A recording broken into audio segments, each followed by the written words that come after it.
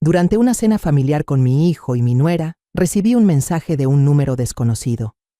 Levántese y váyase de ahí ahora. No le diga nada a su nuera.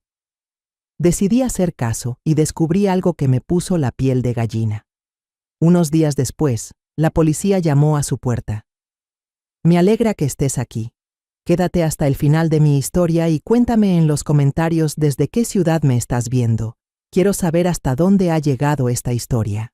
La espuma de jabón cubría mis manos encallecidas mientras lavaba con cuidado la copa de vino favorita de José, mi difunto esposo, por tercera vez en lo que iba de la semana. Aún mantenía mi antigua costumbre de cada noche, lavar un plato, un tenedor, una copa, como si marcara que otra cena solitaria había pasado.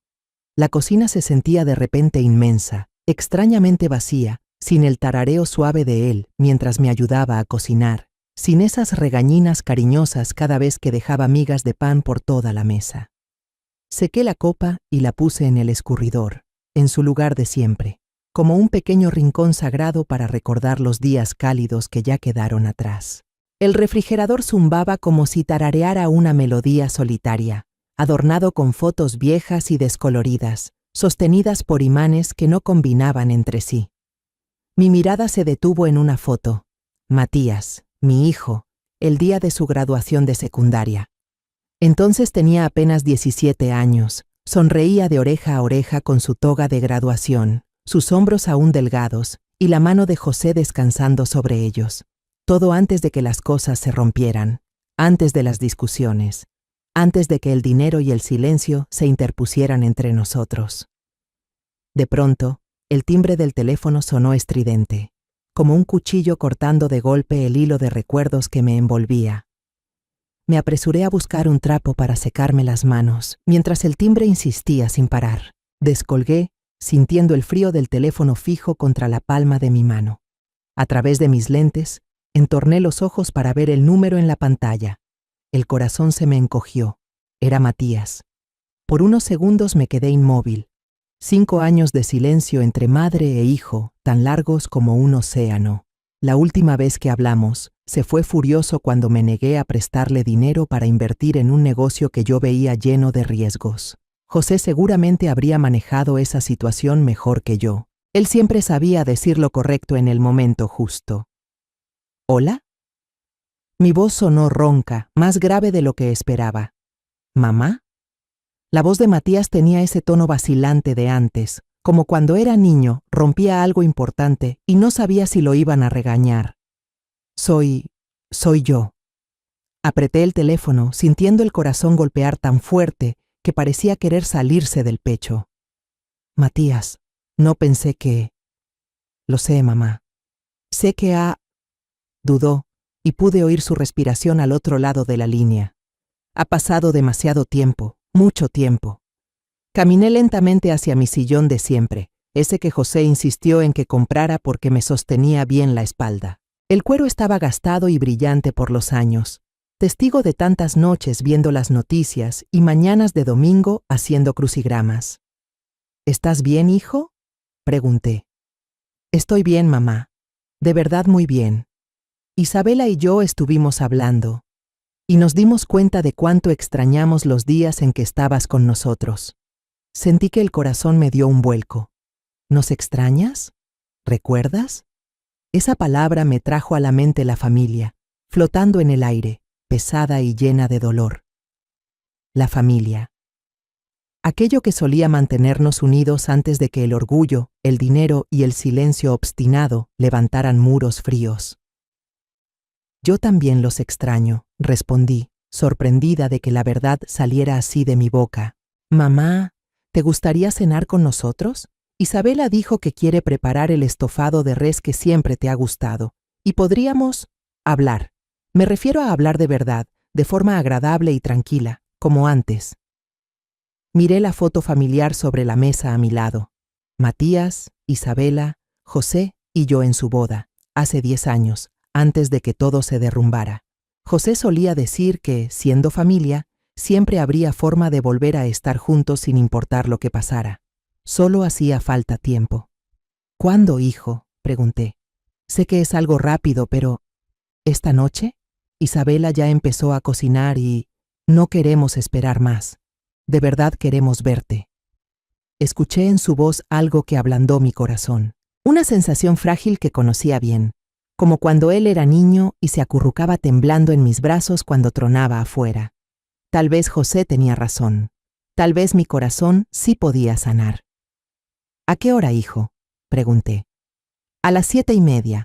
Te mandaré la dirección. Nos mudamos a Monterrey el año pasado, Monterrey. Un lugar con muchas zonas residenciales caras, pensé.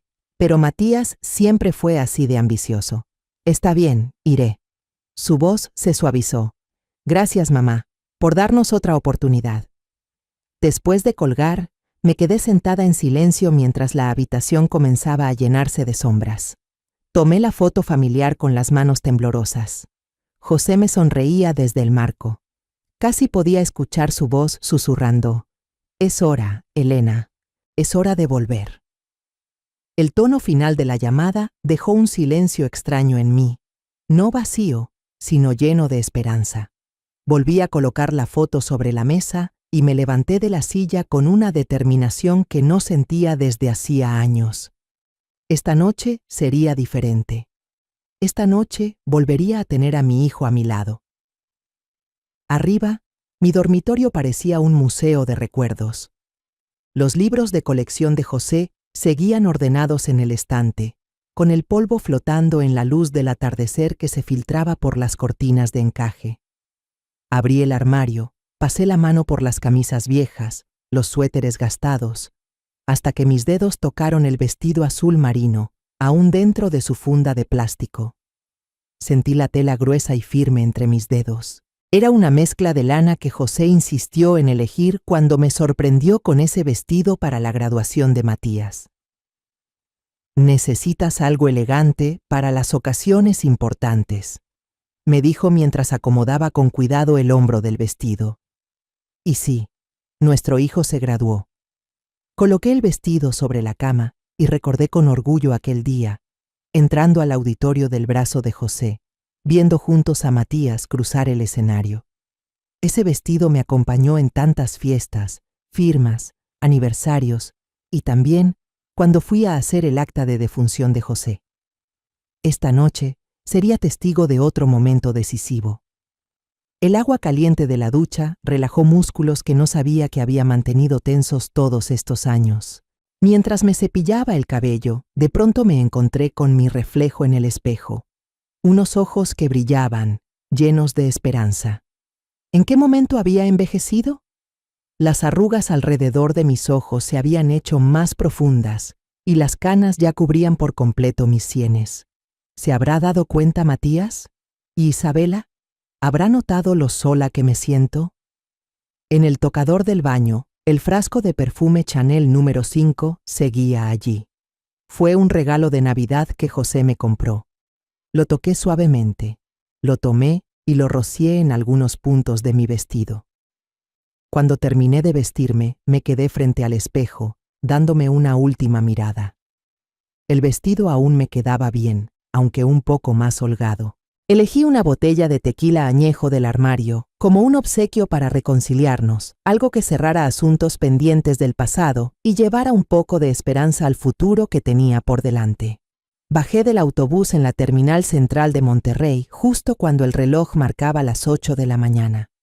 La larga noche en el vehículo me había dejado la espalda entumida, pero la luz suave de la mañana me despejó. Arrastré mi vieja maleta y esperé un momento, mirando alrededor en busca de quien viniera por mí.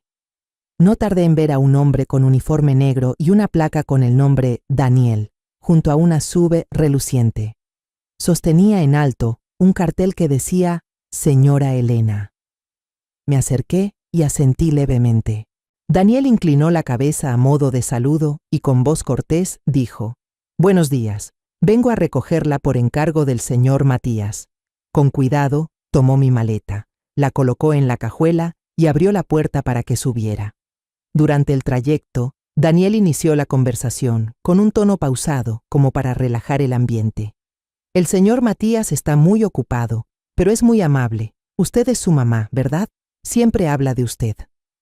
Yo solo respondí con un leve sí. manteniendo la vista fija en la ventana.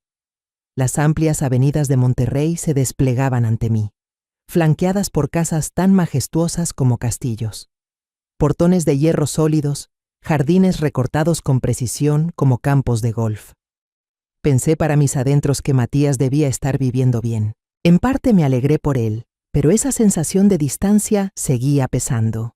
El coche se detuvo frente a un portón automático. Este se abrió lentamente, revelando una mansión blanca impecable, con techo de tejas rojas y hileras de árboles frondosos. Isabela estaba esperando en la puerta principal, vestida con un vestido de seda color crema, sonriendo como si nunca hubiera existido distancia entre nosotras. Se acercó y con voz suave dijo: ¿El viaje no la cansó, mamá? Pase, por favor. Ni una palabra sobre el pasado, sin disculpas, sin gestos de cercanía exagerados. Asentí y la seguí, apretando con fuerza el asa de mi bolso de cuero. Isabela me condujo por un pasillo de mármol, con pinturas abstractas y costosas en ambas paredes. Un aroma tenue de perfume flotaba en el aire, haciéndome sentir un poco mareada. Una mujer mayor, vestida con uniforme de servicio, se inclinó en saludo al pasar junto a mí. No dijo nada, solo asintió levemente, pero su mirada aguda llamó mi atención. Isabela la presentó. Ella es Luisa, nuestra empleada doméstica. Le devolví el gesto con un leve asentimiento, aunque la mirada de Luisa parecía querer decirme algo. Matías apareció desde la sala y se acercó rápido para abrazarme. Me alegra que hayas venido, mamá, dijo con emoción en la voz. Yo solo respondí: a mí también. Su abrazo era cálido, pero no podía evitar sentirlo extraño. Había pasado demasiado tiempo. Isabela intervino enseguida, con tono alegre. Preparamos el platillo que le gusta, mamá. Cochinita pibil, ese puerco al estilo Yucatán que siempre elogia. Sonreí levemente, intentando ocultar la creciente sensación de inquietud. Isabela me llevó al segundo piso y señaló una habitación elegante con un balcón que daba al jardín.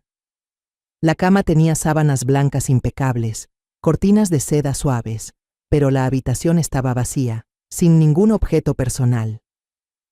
Mamá, descanse un poco, dijo, y se fue. Puse el bolso de cuero sobre la mesa y lo abrí para revisar. La botella de tequila seguía envuelta en el pañuelo bordado, sin una sola grieta. Suspiré aliviada, cerré el bolso y me senté en el borde de la cama, mirando hacia el jardín. Los rosales rojos brillaban bajo el sol, pero no sentí paz alguna. Ese mediodía me ofrecieron una comida ligera, atole de arroz mexicano con un aroma delicioso, acompañado de un plato de fruta fresca ya cortada. Matías contó algunas anécdotas sobre el trabajo y la nueva casa, pero yo solo escuchaba, respondiendo poco. Después del almuerzo, me llevaron a dar un recorrido por la mansión. El estudio de Matías estaba lleno de libros y papeles, su escritorio tan ordenado que me hizo desconfiar. El taller de pintura de Isabela estaba impregnado de olor a óleo, con cuadros de colores vivos colgando en todas las paredes. En la terraza, el estanque de peces koi brillaba bajo el sol, los peces nadando con calma. Yo permanecí en silencio, memorizando cada detalle, sin decir nada. Me invitaron a tomar té en la sala. «Mamá, siéntese aquí, nosotros vamos a la cocina a preparar la cena», dijo Isabela, y junto con Matías desapareció tras la puerta de la cocina. Me quedé sola, con la taza de té en la mano, observando la lujosa habitación. Todo era perfecto, pero yo solo sentía frialdad. Luisa apareció con otra bandeja de galletas. Su mano tembló un poco al dejar la bandeja. Discretamente dejó un portavasos de tela y se marchó. Levanté el portavasos y vi una frase escrita a lápiz: «No beba alcohol». El corazón me dio un vuelco. Doblé rápidamente el portavasos, fingí secarme las manos y lo guardé en el bolsillo. Luisa ya se había ido, sin dejar rastro. Miré alrededor y no vi a nadie. Desde la cocina, la voz dulce de Isabela se escuchó. «Mamá, ¿prefiere cebolla morada o blanca para la salsa?». Respondí al azar: «Morada». Pero mi mente ya no estaba ahí. El mensaje de Luisa me había helado. ¿Por qué me advertía? ¿De qué alcohol hablaba? ¿Del tequila que yo traje o de otra cosa? Me levanté Me acomodé la ropa y salí al balcón para respirar. El sol se ocultaba detrás de la colina, tiñendo de naranja y dorado la mansión. Pensé que sería una cena de reunión familiar, pero ahora cada paso que daba me pesaba. Algo no estaba bien y sabía que debía tener cuidado. La cena estaba servida en una mesa larga, con un mantel blanco que brillaba a la luz de las velas. Los cubiertos de plata relucían y las copas de cristal reflejaban el tono ámbar de 2 velas aromáticas en cada extremo. Me senté en la silla del centro, sintiéndome atrapada entre 2 mundos. Matías estaba a mi izquierda, sonriendo con calidez, aunque con un toque forzado. Isabela a mi derecha, moviendo sus manos largas y delicadas como una bailarina. El ambiente era tenso, pero yo mantenía el rostro sereno. Isabela se levantó y trajo la botella de tequila que yo había llevado desde Guadalajara. «Esta botella es muy especial, ¿verdad, mamá? Hay que tomarla al inicio de la cena para que combine bien», dijo, sonriendo como un amanecer radiante. Abrió la botella y, con movimientos lentos y cuidadosos, sirvió el licor en 3 copas de cristal. Eché un vistazo rápido. La botella no parecía tener nada raro, pero noté que su mano tocaba de forma extraña el fondo, como si comprobara algo. Apreté los puños bajo la mesa, recordando el mensaje de Luisa. «No beba alcohol». El corazón me latía rápido, pero mantuve mi expresión intacta. La cena comenzó con cochinita pibil. El aroma de la carne de cerdo asada llenaba el aire, con el mismo sabor que yo solía preparar para Matías cuando era niño. Tomé un bocado, masticando despacio, y pregunté: «¿Quién cocinó esto?». Isabela sonrió y respondió enseguida: «Lo aprendí de un blog de cocina. Por suerte le gustó, mamá». Asentí, pero por dentro no podía evitar sentir cierta desconfianza. Matías levantó su copa para invitarme a beber. «Mamá, prueba.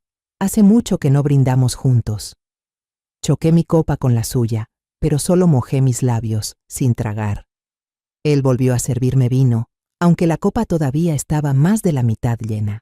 «Beba, mamá, un vino tan bueno no se desperdicia», dijo con un tono algo apurado.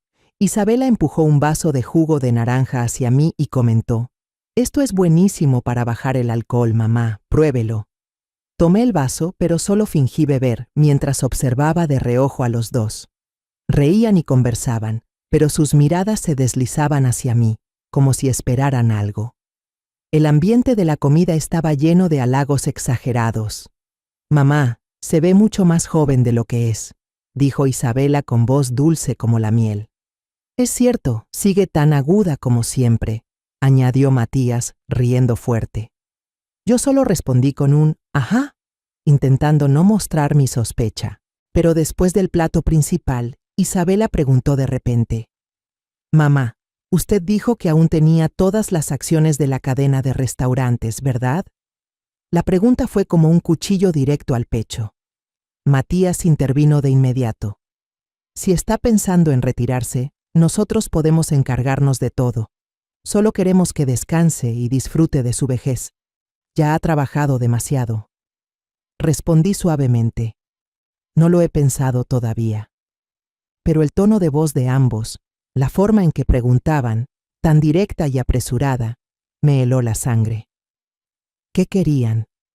La cadena de restaurantes era el fruto del trabajo mío y de José, lo que había protegido con sudor durante tantos años. Matías lo sabía muy bien.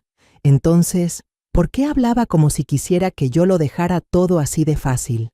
De pronto, el teléfono en el bolsillo de mi abrigo colgado en la silla empezó a vibrar sin parar.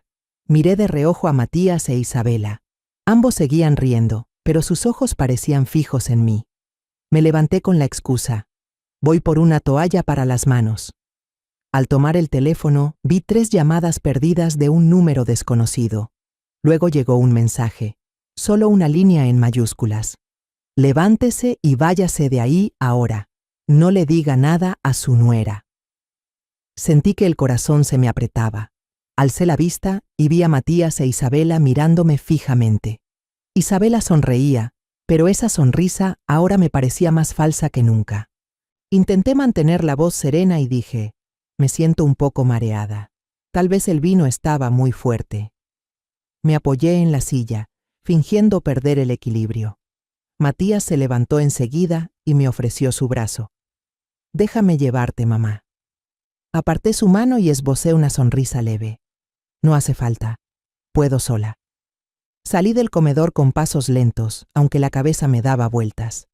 ¿Quién habría enviado ese mensaje? ¿Luisa? ¿O alguien más dentro de esta casa? No lo sabía, pero mi instinto me decía que si me quedaba, algo malo iba a pasar. Crucé la puerta del comedor despacio, intentando aparentar calma aunque el corazón me latía con fuerza. En vez de ir hacia el baño como había dicho, me deslicé hacia la cocina. Era amplia, pero estaba vacía, iluminada solo por la luz tenue de una lámpara de pared que caía sobre las ollas de cobre relucientes. El goteo constante de una llave mal cerrada marcaba un ritmo igual al de mi corazón. Me quedé allí, con el teléfono apretado en la mano, intentando ordenar lo que acababa de pasar. El mensaje misterioso, las palabras de Luisa, la urgencia en las miradas de Matías e Isabela. Todo eran piezas de un rompecabezas que todavía no lograba entender. De pronto, una figura apareció en la puerta del cuarto de trastos. Era Luisa, la empleada doméstica. Salió en silencio, con la mirada afilada pero llena de preocupación. Antes de que pudiera decir algo, ella se dirigió rápidamente a la puerta trasera de la cocina y la abrió. Una ráfaga de aire fresco del jardín entró, trayendo el olor a pasto recién cortado. Señaló hacia afuera, indicándome que me fuera. La miré, intentando leer algo en sus ojos, pero solo asintió levemente, como queriendo decirme que no había tiempo para explicaciones. Respiré hondo, crucé el umbral y sentí que entraba en una oscuridad desconocida. El jardín trasero era amplio.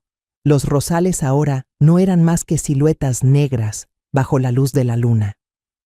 Me deslicé junto a la cerca de madera del costado, cuidando de no pisar ramas secas que pudieran hacer ruido. Eché un vistazo hacia la mansión y noté que al frente había cámaras de seguridad en la entrada, pero en el jardín no. Quizá por eso Luisa eligió ese camino. Aceleré el paso, mis pies hundiéndose en el pasto blando y las palmas de mis manos húmedas de sudor. No sabía de qué estaba huyendo, pero ese mensaje, las palabras de Luisa y mi propia intuición me decían que no era seguro quedarme. Al llegar a la callejuela detrás del jardín, saqué el teléfono y abrí la aplicación para pedir un taxi. Me temblaban las manos al escribir la dirección, eligiendo un punto de recogida a una cuadra de allí. El taxi llegó en pocos minutos, un coche viejo con un ligero olor a cigarro. Subí y le dije al conductor: «No encienda la luz dentro del auto». Él asintió, sin hacer preguntas, y arrancó en silencio. Por la ventana, miré la mansión alejarse, con la luz de sus ventanas como si fueran ojos siguiéndome. Cuando el coche ya había avanzado un buen tramo, llamé al número desconocido que me había enviado el mensaje. Sonó 2 veces y una voz grave, breve, respondió. «Soy alguien que se enteró por casualidad. Su hijo y su esposa planean envenenarla y luego obligarla a firmar la cesión de la cadena de restaurantes cuando su mente esté afectada». No dijo su nombre, pero cada palabra era como una puñalada directa al corazón. Apreté el teléfono y pregunté: «¿Dónde están las pruebas? ¿Por qué debería creerte?». La persona respondió de inmediato: «Ponen la droga en el vino. Los documentos ya están impresos, solo esperan su firma». No tengo pruebas directas ahora mismo, pero piense, ¿no le parece extraño que su hijo, después de 5 años sin contacto, de repente la llame y le pida que venga de inmediato? Me quedé en silencio, con la cabeza dando vueltas. El desconocido continuó, con tono urgente. «Matías tiene muchas deudas. Piensan vender los bienes a su nombre para pagar a los prestamistas. Si no pagan en 10 días, la casa donde viven será embargada. Isabela ya tiene todo planeado. Está observando cada reacción suya. Si se queda, firmará sin saber qué está firmando». Colgué sin decir nada más. Las palabras de esa persona eran como un viento helado que me recorrió, haciéndome temblar. Matías, el hijo al que llevé en brazos, al que enseñé a sostener una cuchara, ¿ahora quería hacerme daño? ¿Y quién era Isabela para atreverse a planear algo así? No quería creerlo, pero los pequeños detalles, sus miradas, la forma en que me insistían para beber, las preguntas sobre la cadena de restaurantes, todo coincidía con la advertencia. Le pedí al chofer que se detuviera en un barrio pequeño cerca del centro de Monterrey. Renté un cuarto de hospedaje destartalado, con paredes manchadas y una cama que crujía. La dueña, una anciana de cabello blanco, me entregó la llave sin hacer preguntas. Cerré la puerta con llave, me senté en el borde de la cama y abrí el teléfono para revisar mi cuenta bancaria. Todo seguía intacto, pero no me atreví a confiarme. Le envié un mensaje a Amelia, mi abogada en Guadalajara, quien había ayudado a José y a mí con trámites durante 20 años. Amelia, necesito tu ayuda. Transfiere el control legal de la cadena de restaurantes a un tercero. Es urgente. No le expliqué mucho, solo lo suficiente para que entendiera que la situación era grave. Esa noche no dormí. El teléfono vibró sin parar. Matías llamó 5 veces, cada vez con pocos minutos de diferencia. Miré la pantalla encenderse, su nombre claro, pero no contesté. Luego, Isabela llamó 2 veces, junto con un mensaje. «Mamá está bien. ¿Por qué de repente desapareció? Estoy muy preocupada. No nos asuste así». Palabras dulces, pero yo solo las sentí falsas. Apagué el teléfono y lo lancé sobre la cama. Me quedé allí, en ese cuarto estrecho, con la luz de la calle filtrándose por la ventana y proyectando mi sombra en la pared. Me cubrí el rostro, intentando contener las lágrimas. Matías era mi sangre, el hijo por el que había sacrificado toda mi vida. ¿Cómo podía hacerme eso? No quería creerlo, pero la verdad se revelaba poco a poco, tan fría como el filo de un cuchillo. A la mañana siguiente salí del hospedaje cuando aún había neblina. Las calles de Monterrey estaban llenas de movimiento, pero yo solo buscaba un rincón tranquilo para ordenar todo. Me reuní con Amelia, mi abogada, en una pequeña cafetería escondida en un callejón. El lugar tenía apenas unas mesas de madera vieja y un aroma a café recién molido que flotaba en el aire. Amelia ya estaba allí, su cabello blanco recogido, las gafas de montura fina sobre la nariz. Cuando entré, levantó la vista, con una mirada seria que no ocultaba la preocupación. «Elena, ¿está bien?», me preguntó, empujando una taza de café hacia mí. Asentí, me senté y puse una memoria USB sobre la mesa. «Aquí está toda la documentación de los bienes, contratos y poderes antiguos. Revísalos y dime si hay algún riesgo». Amelia conectó la USB a su laptop y revisó cada archivo con la velocidad de alguien que lleva décadas en el oficio. Permanecí en silencio.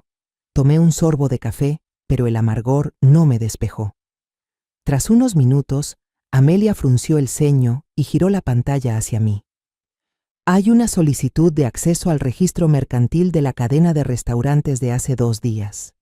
La IP no tiene origen claro, no es de la notaría con la que trabajamos». Tecleó unas veces más y señaló otro archivo. «Y esto, un borrador de sesión de todo el sistema de restaurantes. En la parte del firmante dice Elena G., con una firma idéntica a la suya, pero sé que usted nunca firmó algo así». Sentí la sangre helarse en mis venas. «¿Cómo consiguieron mi firma?», pregunté con la voz ronca. Amelia negó con la cabeza. «Podría ser falsificada o tomada de un documento antiguo, pero claramente alguien está intentando acelerar la sesión». Recordé el papelito de Luisa, con las palabras «no bebas vino» escritas a prisa.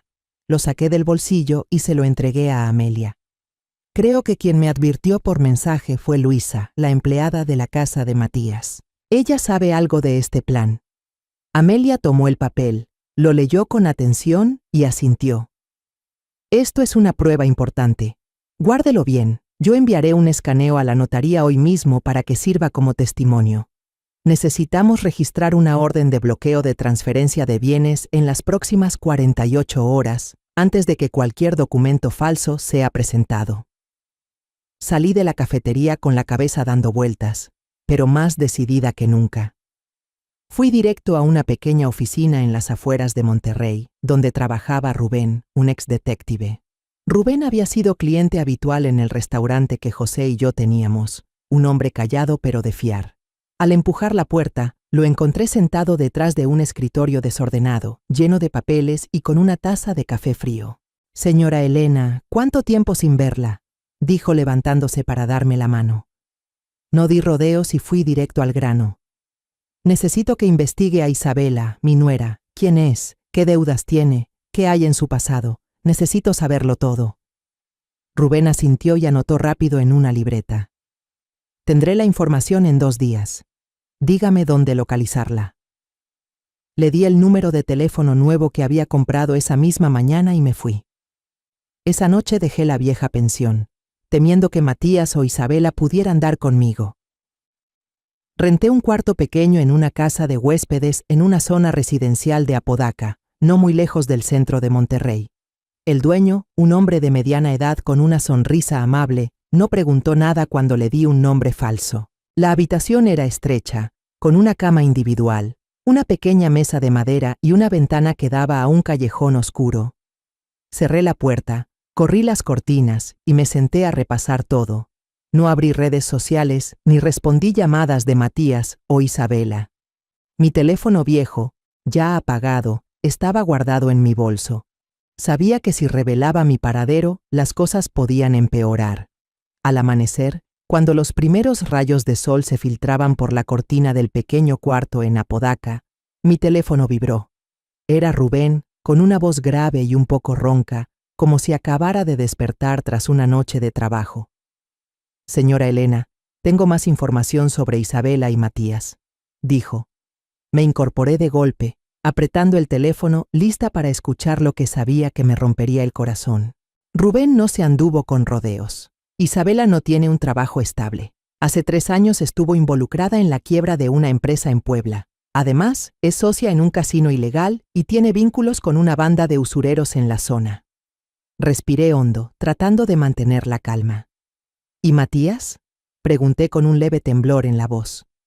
Él tampoco está limpio. Su nombre está en una lista negra por una deuda de 2 millones de pesos de hace 2 años. Con los intereses acumulados, ahora la deuda se ha duplicado. Colgué y dejé el teléfono sobre la mesa, con las manos temblando. Lo que Rubén me dijo no solo confirmaba mis sospechas, sino que era como otra puñalada en el corazón. Matías, el hijo que había criado con tanto cuidado, en quien había puesto la esperanza de continuar el legado de su padre, ahora estaba hundido en deudas y conspiraciones. Abrí la ventana para dejar entrar el aire fresco, pero la sensación de asfixia no desapareció. Saqué el papel que me dio Luisa y volví a leer las palabras «No beba vino». Llamé al número desconocido que me había enviado la advertencia. Esta vez, la voz de Luisa sonó clara y firme. Señora Elena, sabía que me llamaría. Ella contó, con un tono grave pero lleno de determinación. Matías pidió dinero a través de un intermediario de un grupo criminal organizado. No solo planea engañarla para quedarse con sus bienes. También usó su nombre para hipotecar temporalmente la propiedad de la cadena de restaurantes y así pagar parte de la deuda. Escuché por casualidad a la pareja hablar en la cocina sobre el plan de ponerle algo en el vino y de cómo la obligarían a firmar documentos. No podía permitir que eso pasara. Apreté el teléfono, sintiendo una mezcla de gratitud y dolor. ¿Por qué arriesgarse así, Luisa?, pregunté. Ella respondió. Porque yo también fui traicionada por mi propia familia. No quiero que usted sufra el mismo destino. Le agradecí y colgué. Mi cabeza daba vueltas, pero sabía que no podía detenerme. Justo en ese momento, el teléfono volvió a vibrar. Un número desconocido, pero esta vez era la voz grave y profesional de un hombre que se presentó como el oficial Daza, jefe de policía de Monterrey. Señora Elena, hemos recibido un reporte anónimo sobre un intento de envenenamiento relacionado con usted. Necesitamos que venga a declarar. ¿Podría presentarse en la comisaría mañana por la mañana? Acepté de inmediato y acordé verlo a las 8 en punto. Sabía que ese reporte anónimo podía venir de Luisa, pero no pregunté más. Solo quería que la verdad saliera a la luz. Esa tarde, mientras estaba sentada en la habitación de la pensión revisando de nuevo el correo de Amelia sobre la orden de congelar los bienes, el teléfono vibró otra vez. Un mensaje de Isabela. Mamá, ya no te enojes. Solo nos preocupamos por ti. Palabras dulces, pero para mí sonaban falsas. Le contesté, tecleando cada palabra con contención. Será mejor que se ocupen de ustedes mismos. No piensen en aprovecharse de nada que me pertenezca. Minutos después, llegó otro mensaje de Isabela, con un tono totalmente distinto. Si crees que podrás vivir tranquila después de echarnos a la calle, estás muy equivocada. Leí el mensaje y sentí un nudo en el pecho. Ya no quedaban dudas. Isabela había mostrado sus verdaderas intenciones. No solo quería la cadena de restaurantes, sino que estaba dispuesta a amenazarme. Apagué el teléfono, lo dejé sobre la mesa y traté de mantener la calma. Saqué la botella de tequila de mi bolso de cuero, la puse sobre la mesa y la miré como a una reliquia dolorosa. Esa botella era el último regalo de José, algo que llevé con la esperanza de reconciliar a la familia. Ahora, se había convertido en parte de un plan de traición. Pasé la mano por el pañuelo bordado que la envolvía, recordando los días en que bordé cada puntada para Matías. Pensé que lo apreciaría, que entendería el amor que le tenía. Pero ahora, todo eso quedaba en el pasado. Me levanté y salí al pequeño balcón de la habitación. En el callejón de abajo, unos niños jugaban a la pelota. Sus risas resonaban. Respiré hondo, intentando sacar el peso de mi pecho. No podía dejar que Matías e Isabela ganaran. Tenía que proteger lo que José y yo habíamos construido, no solo por mí, sino por todos los años de esfuerzo que nos costó tener esa cadena de restaurantes. Volví a entrar. Revisé de nuevo el correo de Amelia. Ella confirmaba que la orden de congelamiento ya había sido enviada, pero que necesitaba más tiempo para completarla. Le respondí pidiéndole que acelerara el proceso. Esa noche me acosté en la cama dura, con los ojos abiertos mirando el techo. El canto de los insectos afuera de la ventana me recordó las noches en Guadalajara, cuando José aún vivía y Matías era solo un niño correteando por mi cocina. Esos recuerdos ahora parecían un lujo lejano. No lloré, pero sentí el corazón oprimido. A la mañana siguiente, entré en la comisaría de Monterrey, un edificio gris con pasillos largos y olor a café viejo flotando en el aire. El oficial Daza, un hombre alto con voz grave, me recibió en una pequeña sala de reuniones. Se sentó frente a mí con un expediente en la mano y una mirada aguda, aunque no fría. Reuní todo mi valor y le conté todo, desde la llamada misteriosa, el comportamiento extraño de Matías e Isabela durante la cena, el papel de Luisa, el mensaje de advertencia, hasta la grabación de la llamada con Isabela. Le entregué el papel de Luisa y una copia de los mensajes, con las manos temblando un poco al ponerlos sobre la mesa. «Esto es todo lo que tengo», dije con voz ronca. «Solo quiero conocer la verdad y proteger lo que me pertenece». Daza asintió y pasó las páginas de los documentos. «Vamos a abrir una investigación por los cargos de conspiración para estafar, falsificación de documentos, abuso a personas mayores y posiblemente envenenamiento», dijo. «Pero para poder arrestarlos, necesitamos pruebas en el lugar, especialmente de que la obligan a firmar papeles o de que intentan envenenarla». Se detuvo y me miró. «Le proponemos un plan. Usted regresa a la mansión, finge perdonar y acepta firmar el papel de poder notarial. La policía estará apostada afuera, lista para actuar». Fruncí el ceño, sintiendo cómo me subía una inquietud. «Es muy peligroso», dije. Daza asintió. «Vamos a garantizar su seguridad. Una oficial se hará pasar por su amiga, irá con usted como testigo y grabará en secreto». Le pedí algo más. «Quiero que Luisa sea la testigo. Ella conoce bien todo esto». Daza aceptó y lo anotó rápidamente en su libreta. Esa misma tarde le envié un mensaje a Matías desde un número nuevo. «Hijo, perdón por irme así el otro día.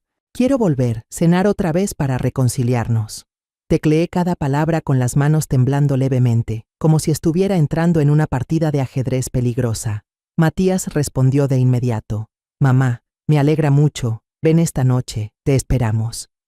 Miré el mensaje con el corazón pesado. No sabía si tendría la fuerza para enfrentar al hijo que alguna vez lo fue todo para mí, pero sabía que no podía detenerme. Al anochecer, me paré frente al portón de la mansión, junto a la oficial encubierta llamada Carla, que vestía un vestido largo y sencillo, haciéndose pasar por una amiga de toda la vida. Ella sonrió y me dio unas palmaditas suaves en la mano, como para tranquilizarme. El portón automático se abrió e Isabela apareció, todavía con su vestido de seda color crema y una sonrisa radiante, como si nunca hubiera pasado nada. «Mamá, viniste», estaba tan preocupada, dijo con voz dulce. Matías salió de la sala y me abrazó con fuerza. «Gracias por volver, mamá», dijo con los ojos brillantes. Asentí, forzando una sonrisa, pero por dentro solo sentía frío. La cena ya estaba servida, la mesa tan lujosa como la vez anterior, con manteles blancos, cubiertos de plata y velas aromáticas. Me senté en mi lugar de siempre, con Matías a la izquierda e Isabela a la derecha. Carla se sentó a mi lado, charlando con soltura para mantener un ambiente natural. Isabela trajo una botella de tequila, no la que yo había llevado antes, sino una nueva.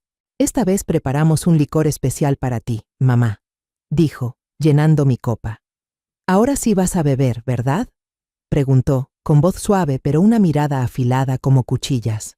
Sonreí con frialdad, levanté la copa para brindar con ellos, pero solo mojé mis labios sin tragar ni una gota. Carla hizo lo mismo, fingiendo beber para no levantar sospechas. La comida continuó con platos conocidos, tacos de pescado, salsa de cebolla morada y un plato de churros calientes. Comía despacio, observando cada gesto de Matías e Isabela. Ellos reían y hablaban de trabajo, pero noté cómo sus miradas se desviaban con frecuencia hacia mi copa, como si estuvieran esperando. Después del plato principal, cuando fingí un gran bostezo y entrecerré los ojos como si estuviera mareada, Matías colocó un sobre de papel sobre la mesa. «Mamá, ya lo hablamos», dijo con tono suave. «Este es el poder para administrar la cadena de restaurantes. No es una cesión, los restaurantes siguen a tu nombre, pero nosotros los gestionaremos para que puedas descansar». Abrí el sobre y pasé la vista por cada línea. El texto estaba claro, pero en la última página, una cláusula pequeña impresa en letras difusas me heló la sangre. Transferencia total de todas las acciones en las empresas, sin importar las circunstancias legales, a partir del momento de la firma. Fingí dudar, sosteniendo el papel con manos temblorosas. «Necesito leerlo bien», dije. Matías intervino con un tono un poco apurado. «No tienes que leerlo todo, ya nos ocupamos de la parte legal». Isabela sonrió y añadió: «Exacto, solo tienes que firmar, mamá». Tomé el bolígrafo, miré directo a los ojos de Matías y luego a los de Isabela. «¿Están seguros de esto?», pregunté con voz pausada. Matías asintió de inmediato. Isabela sonrió y dijo: «Tan seguros como que usted sigue siendo nuestra madre». Apreté el bolígrafo con fuerza, el corazón latiendo con fuerza. Luego lo dejé sobre la mesa, me puse de pie y con voz fría dije: «Entonces perfecto, desde ahora ya no somos madre e hijos». La puerta principal se abrió de golpe. La policía irrumpió desde 3 direcciones, armas en mano y miradas heladas. El oficial Daza dio un paso al frente y dijo con voz firme: «Matías Morales, Isabela Torres, están arrestados por conspiración para fraude y envenenamiento». Levantó un papel y leyó en voz alta: «El análisis del líquido en el frasco encontrado en la cocina confirma la presencia de cetrosolum, una sustancia que inhibe el sistema nervioso». Miré a Carla. Ella asintió levemente, confirmando que la cámara oculta había grabado todo. Luisa, de pie en la esquina, con la mirada llena de determinación, había entregado el frasco a la policía antes. Isabela quedó paralizada, el rostro pálido. «No, no puede ser», gritó, forcejeando mientras le ponían las esposas. Matías, desesperado, se volvió hacia mí. «¿Qué está pasando? Mamá, ¿qué está haciendo?». Saqué el teléfono, con voz tranquila pero cortante. «Solo estoy protegiendo lo que tu padre dejó, y protegiéndome a mí misma». Me di la vuelta y salí del comedor sin mirar atrás. Los gritos de Matías e Isabela resonaban a mis espaldas, pero no les presté atención. Carla caminó a mi lado, puso una mano sobre mi hombro. «Lo hizo muy bien, señora Elena», dijo. Asentí, pero el peso en mi pecho no se aligeró. No sentía victoria, solo un vacío doloroso. Al llegar al patio, inhalé profundamente. El aire fresco de la noche me despejó un poco. Daza se acercó y dijo: «Los llevaremos a la comisaría para interrogarlos. Debería descansar. La contactaremos después». Le agradecí y subí al auto policial para regresar a la pensión. Me senté en una pequeña sala de la comisaría de Monterrey. La luz de los tubos fluorescentes hacía el ambiente aún más frío. El sonido de sillas arrastrándose, de hojas pasando, y las voces graves de los investigadores resonaban desde el pasillo. El interrogatorio de Matías e Isabela se llevaba a cabo en 2 salas separadas, pero yo no participé. Ya había entregado todas las pruebas, el papel de Luisa, la grabación de mi llamada con Isabela y los documentos que Amelia había reunido sobre sus intentos de falsificar mi firma. El oficial Daza me pidió que esperara, asegurando que todo se estaba manejando.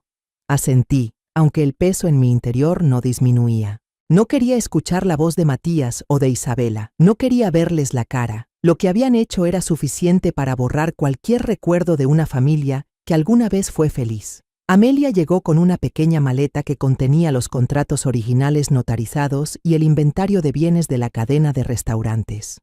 Entró con su cabello plateado recogido y una voz segura. Elena, no se ha transferido nada. Lo revisé bien, pero debemos sellarlo todo de inmediato para evitar riesgos. Asentí, agradecida por su dedicación. Trabajamos con un oficial para completar el procedimiento de sellado. Cada firma que estampaba en los documentos era como cerrar un capítulo de mi vida, uno que pensé dejaría a Matías. Llamaron a Luisa para que sirviera de testigo. Entró despacio pero con la mirada firme. Frente a Daza y los investigadores, relató cada detalle. Cómo escuchó por casualidad a Matías e Isabela susurrando en la cocina sobre el plan de poner algo en el vino, el día que vio a Isabela recibir un frasco de un hombre desconocido en la entrada y cómo escribió apresurada la nota para advertirme. No podía quedarme mirando cómo dañaban a la señora Elena. Dijo con la voz ligeramente temblorosa. Sé lo que se siente cuando un familiar te traiciona. La miré, sintiendo gratitud y dolor al mismo tiempo. Luisa, una extraña, había arriesgado más por mí que mi propia sangre. Daza informó que a Luisa se le otorgaría protección temporal y apoyo para tramitar la residencia permanente, como una recompensa por su valentía. Asentí, sintiendo alivio de que ella estaría a salvo. Pero luego Daza transmitió un mensaje de Matías. Quiere verla. Dice que quiere hablar por última vez. Dice que está muy arrepentido. Negué con la cabeza, con voz fría. Tuvo 5 años para decir eso, ahora ya no tengo nada que escuchar. Daza no insistió, solo asintió y se alejó. Sabía que no podía enfrentarme a Matías, no por enojo, sino porque temía que, al mirarlo a los ojos, volvería a ablandarme, a recordar al niño que alguna vez me tomó de la mano en la vieja cocina. Isabela fue detenida de manera preventiva antes del juicio. Daza dijo que enfrentaba cargos por conspiración para envenenar, abuso de personas mayores, fraude patrimonial y falsificación de documentos notariales. Si era declarada culpable, podía enfrentar de 12 a 20 años de prisión, dependiendo de su nivel de cooperación. Matías también estaba detenido, pero no quería saber nada más de él. Solo quería irme de ese lugar, lejos de los recuerdos que me estaban asfixiando. Regresé a Guadalajara en un autobús nocturno, con las luces de la calle pasando frente a la ventana como trazos difusos. Al llegar a casa, abrí la puerta y entré en la cocina familiar. El olor a madera vieja y especias secas seguía allí, pero el ambiente estaba más silencioso que nunca. Me acerqué al refrigerador y quité la foto que tenía con Matías en su graduación. Miré su sonrisa, aquella que alguna vez me llenó de orgullo, y guardé la foto en una pequeña caja de madera. En su lugar, pegué en el refrigerador la imagen del letrero del primer restaurante que José y yo levantamos, con la palabra La Familia grabada en madera, ya descolorida pero aún legible. Eso era lo que necesitaba recordar, lo que valía la pena conservar. Unos días después, Daza volvió a llamar con voz grave pero seria. Seguimos vigilando la situación. El grupo de prestamistas que está detrás de Matías aún no se ha expuesto. Debería tener cuidado. Le agradecí y luego le dije: quiero ver a Luisa, la que me advirtió. ¿Dónde está? Daza me dio la dirección de un apartamento temporal en las afueras de Monterrey, donde Luisa estaba bajo protección. La anoté, prometiéndome agradecerle como se merecía. Una mañana temprano, fui en coche a la sucursal de mi restaurante en Guadalajara. Luisa ya estaba allí, A mi invitación transmitida por Daza. Estaba de pie junto a la puerta, con un suéter sencillo y el cabello canoso recogido en la nuca. Me acerqué sonriendo. Luisa, gracias. Ella solo asintió, con una mirada bondadosa. La conduje a la cocina del restaurante, donde el aroma de arepas y salsa de tomate se esparcía por el aire. Saqué de mi bolso un manojo de llaves de la despensa y lo puse en su mano. No hay nadie más indicado para cuidar esta cocina que alguien que sabe proteger a los demás en silencio, le dije. Luisa me miró con los ojos llenos de lágrimas. Doña Elena, yo solo hice lo correcto, respondió con voz entrecortada. Nos sentamos a compartir un desayuno sencillo, arepas, frijoles guisados y café negro. Le conté a Luisa sobre los primeros días del restaurante, sobre José, sobre el sueño que alguna vez construimos juntos. Ella escuchaba, asintiendo de vez en cuando, y sonriendo suavemente cuando yo recordaba las veces que quemé algún platillo. Por primera vez en muchos días, sentí alivio en el corazón. No era porque Matías o Isabela estuvieran presos, sino porque había encontrado a una amiga, alguien que entendía el valor de la honestidad. Regresé a casa cuando la tarde ya caía. La casa seguía silenciosa, pero ahora ya no me sentía sola. Encendí la radio, la música ranchera empezó a sonar, recordándome aquellos días en que José cantaba mientras cocinaba. Me quedé de pie en la cocina, tomé una de sus viejas copas de vino y serví un poco de tequila que quedaba en la botella pequeña que guardaba en casa. Levanté la copa y susurré. José, estoy haciendo lo correcto, ¿verdad? Luego bebí un sorbo. El ardor me despejó. Sabía que la batalla no había terminado, pero había recuperado mi fuerza, esa que creí perdida desde que Matías me dio la espalda. Me senté en la pequeña oficina de Amelia en Guadalajara. La luz de la ventana caía sobre el viejo escritorio de madera, donde un montón de documentos reposaba ordenado. Amelia empujó hacia mí un legajo, su voz era grave y firme. Elena, este es el poder notarial para la administración de la cadena de restaurantes. El nuevo consejo de administración ya está listo. Son personas en las que confío. Pasé cada página. Mi firma en cada hoja era como una despedida a los años en que José y yo trabajamos con sudor para levantar esto. Me quedé con el 5% de las acciones, solo como un gesto simbólico, una forma de guardar un pedazo de aquellos días pasados. ¿Estás segura de que lo harán bien?, pregunté, sin apartar la vista de los papeles. Amelia asintió. No la defraudarán. Firmé, cada trazo lento, y luego empujé el legajo hacia ella. Un capítulo de mi vida se cerraba. Llamé a Luisa, que ahora se había convertido en asistente administrativa regional en Guadalajara. Venga a la oficina del restaurante esta tarde, le dije. Cuando llegó, le entregué un manual de instrucciones y una tarjeta de empleado nueva. Va a recibir más capacitación en gestión, le dije. Esta cocina necesita a alguien como usted. Luisa apretó la tarjeta, con los ojos brillando. No la defraudaré, señora Elena, respondió con la voz entrecortada. Sonreí y le di una palmada suave en la mano. Luisa no solo era la empleada doméstica, era la persona que me sacó del filo de la traición. En los días siguientes, fui a cada sucursal del restaurante, sin avisar. Quería despedirme a mi manera. En cada lugar, me sentaba con los gerentes, personas que habían trabajado conmigo durante décadas. No organizamos fiestas lujosas, solo compartimos una comida sencilla preparada por el propio personal. Tacos de pescado, frijoles guisados y café negro bien caliente. En la última sucursal, me quedé en la cocina, observando a los jóvenes cocineros riendo y charlando, sus manos rápidas picando verduras, horneando pan. Saqué de mi bolso unos frascos pequeños de mermelada que yo misma había hecho, cada uno con una nota. No olvides mantener el amor en la comida. Se los entregué a cada gerente. Ellos me abrazaron con los ojos enrojecidos. Señora Elena, la vamos a extrañar, dijo uno. Asentí, sin decir nada más, queriendo guardar ese momento en mi corazón. Con todo terminado, subí a un autobús de larga distancia, sin avisar a nadie. Mi equipaje era solo un bolso de cuero viejo, con unas cuantas mudas de ropa y la última botella de tequila de José. El autobús rodó por campos secos y luego por caminos costeros llenos de brisa. Me bajé en un pequeño pueblo cerca de Sayulita, en Nayarit, donde el mar azul se extendía y el aire olía a sal. Alquilé una cabaña de madera, con un patio trasero donde crecían unos limoneros, y una cocina abierta con vista a las olas. La dueña, una anciana de piel morena, me entregó las llaves y dijo: «Le va a gustar este lugar, es muy tranquilo». Asentí, sintiendo cómo una paz rara y profunda empezaba a instalarse en mi interior. Cada mañana me levanto temprano y camino hasta el mercado de pescado junto a la costa. Elijo verduras frescas, algunos pescados que aún tienen las escamas brillantes y unas limas maduras. Al volver a casa, preparo platillos sencillos: pan de maíz asado en horno de barro, sopa de pescado aromática y jugo de lima agridulce. Decidí abrir una pequeña cocina en mi cabaña de madera, sin letrero ni publicidad.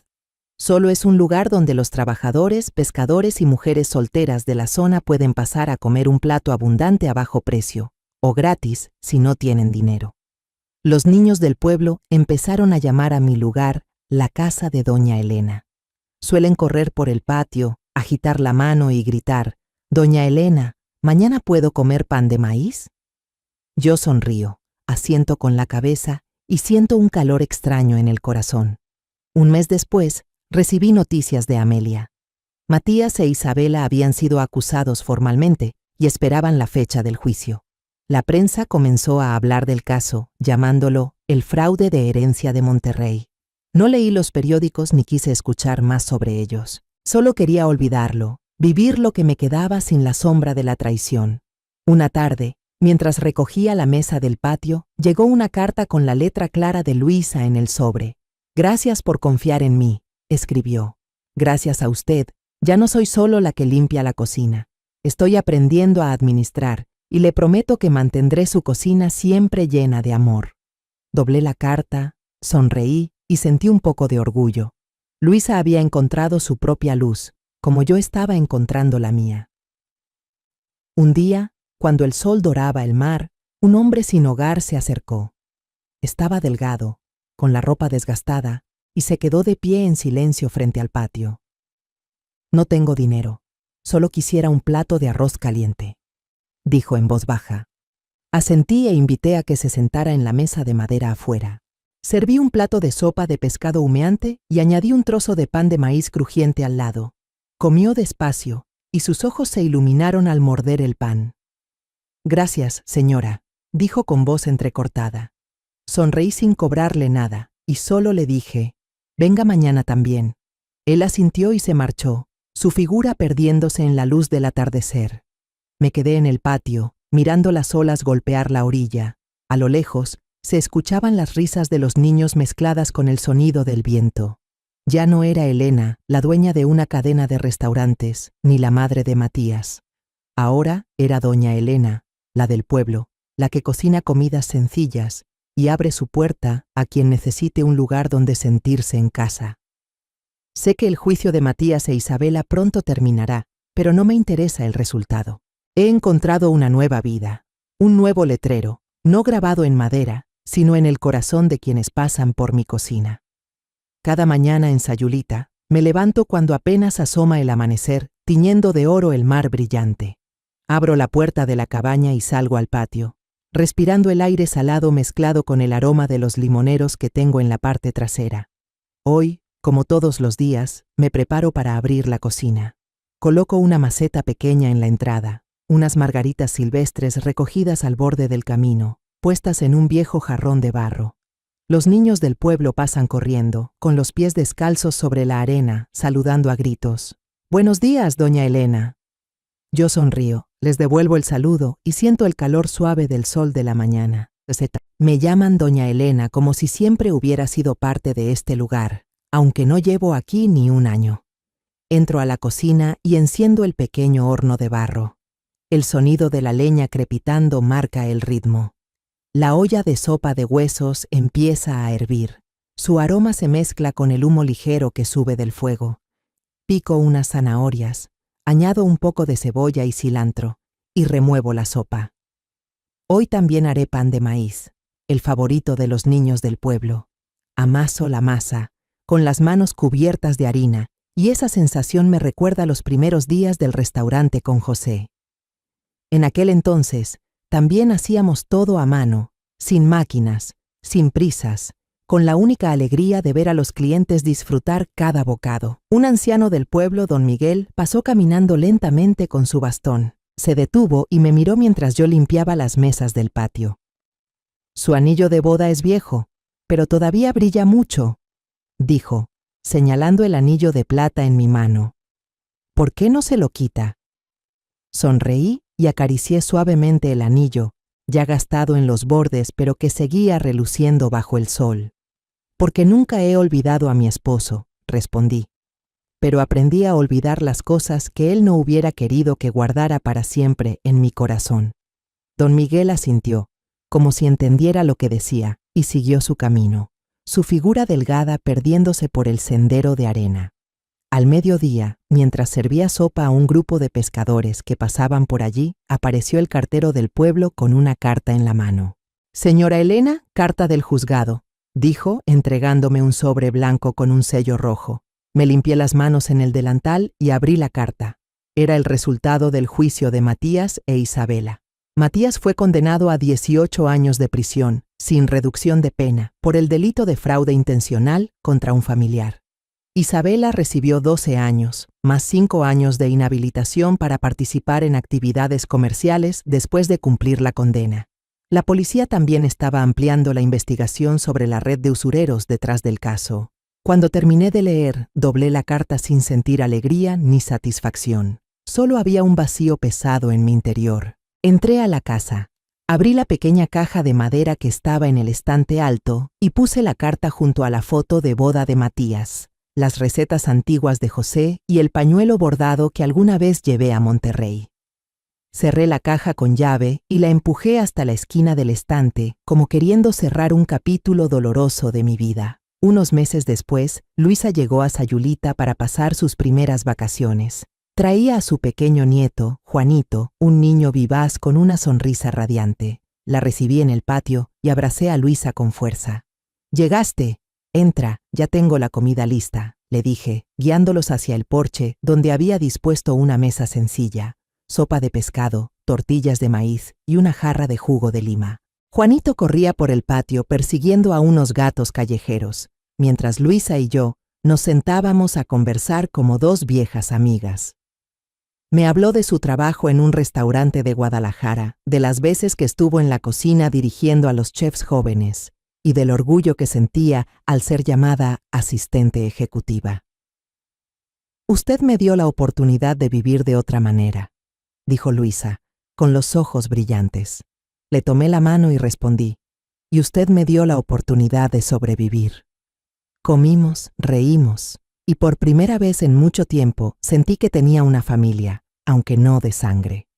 Luisa me contó sus planes. Quería abrir una clase de cocina para niños pobres en Guadalajara. Asentí y le prometí ayudarla a conseguir financiamiento con las ganancias del restaurante. Juanito se acercó con una ramita de flores silvestres en la mano y me la dio. «Para la señora Elena», dijo, y salió corriendo. Miré la flor con una calidez extraña en el corazón. Dos mujeres, que antes habían sido patrona y empleada, ahora éramos compañeras, compartiendo una comida bajo el sol marino. Cuando Luisa y Juanito se fueron al final del día, me quedé en el porche y abrí mi viejo cuaderno. Escribí unas líneas con letra lenta. No todas las que tienen hijos son llamadas madres, y no todos los que no tienen la misma sangre son extraños. Perdí un hijo, pero me encontré a mí misma y a personas que me quieren de verdad.